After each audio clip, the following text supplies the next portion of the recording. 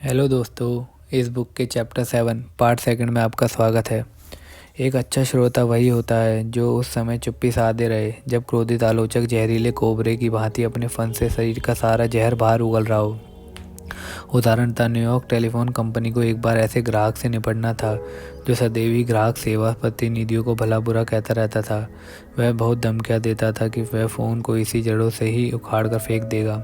कई telephone bill नहीं चुकाए क्योंकि उसकी दृष्टि में वो जाली थे। अनेक अखबारों में इसके विरोध में पत्र लिख डाले, यहाँ तक कि उसने टेलीफोन कंपनी के विरुद्ध अदालत में कई मुकदमे भी दायर कर दिए थे। अंत में कंपनी ने अपने सबसे योग्य ट्रबल शूटर यानी गुणी श्रोता को इस ग्राहक का साक्षात्कार लेने के लिए भेजा। उस ट्रबल शूटर ने शांत चित्त से उस ग्राहक की पूरी बात सुनी, बीच बीच में हा हा कहकर ग्राहक के प्रति अपनी सहमति प्रदर्शित करता रहा। ट्रबल शूटर ने अपने इस अनुभव को हमारी कक्षा में इस प्रकार बताया। ग्राहक ने लगभग 3 घंटे तक अपनी पड़ास निकाली और मैं चुपचाप सुनता रहा। मैं उससे 4 बार मिला तथा चौथी मीटिंग से पहले मैं उस संगठन का चार्टर मेंबर बन चुका था जिसे उसने प्रारंभ किया था। टेलीफोन सब्सक्राइबर्स प्रोटेक्टिव एसोसिएशन का मैं अब भी सदस्य हूँ, या फिर यूँ कहें कि मैं ही दुनिया में उसका एकमात्र सदस्य हूँ। इन भेंटों में मैं उसकी प्रत्येक बात को ध्यानपूर्वक सुनता था और उससे सहानुभूति भी प्रदर्शित करता था। संभवतः इससे पहले किसी ने भी उसकी बातों को इतने ध्यान से नहीं सुना था, इसलिए अब वह मेरा मित्र बन चुका था। मैंने अपने आने का प्रयोजन उससे पहले दूसरी या तीसरी मीटिंग में ना बताकर चौथी मीटिंग में बताया। उसके बाद उसने अपने सारे बिलों का भुगतान कर दिया तथा सारे केस भी कोर्ट में वापस ले लिए। निसंदेह यह सज्जन समय को धर्म योद्धा मानते थे जो मानव अधिकारों की रक्षा हेतु लड़ रहे थे, लेकिन वास्तव में तो यह लड़ाई महत्व की थी। चिल्लाकर, विरोध करके, शिकायत करके अपने को महत्वपूर्ण प्रमाणित करते थे। लेकिन जैसे ही टेलीफोन कंपनी का प्रतिनिधि उन्हें महत्व देने लगा, उनकी शिकायतें छूमंतर हो गईं।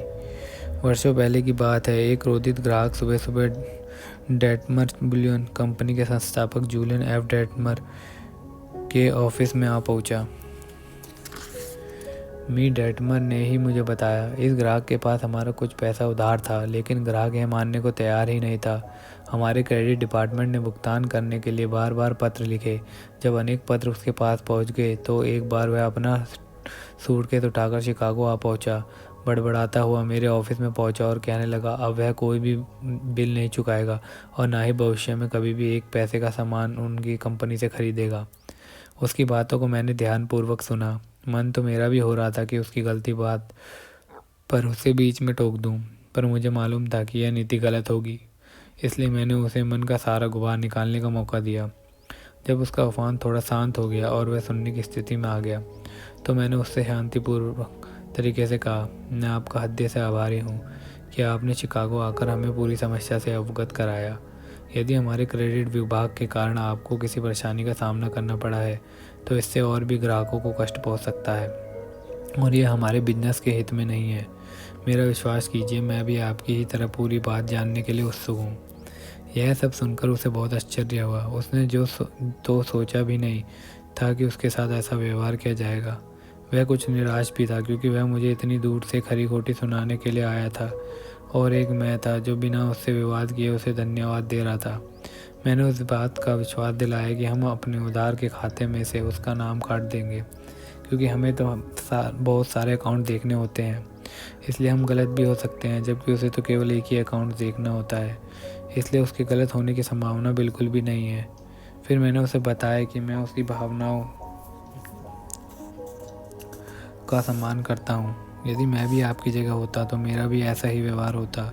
मैंने तो उसे कई दूसरे बलून स्टोर्स के नाम बता दिए क्योंकि अब वह हमारे साथ बिजनेस डीलिंग नहीं करना चाहता था। इससे पहले जब वह ग्राहक शिकागो आता था तो हम दोपहर का लंच साथ ही खाते थे, इसलिए इस बार मैंने उसे लंच के लिए आमंत्रित किया। उसने बड़े बेमन से मेरा आग्रह स्वीकार कर लिया। लेकिन चमत्कार तो तब हुआ जब लंच के बाद उसने मुझे पहले से भी बहुत बड़ा ऑर्डर दे दिया। अब वह काफ़ी अच्छे मूड में लग रहा था क्योंकि वह भी अच्छाई का उत्तर अच्छाई से ही देना चाहता था।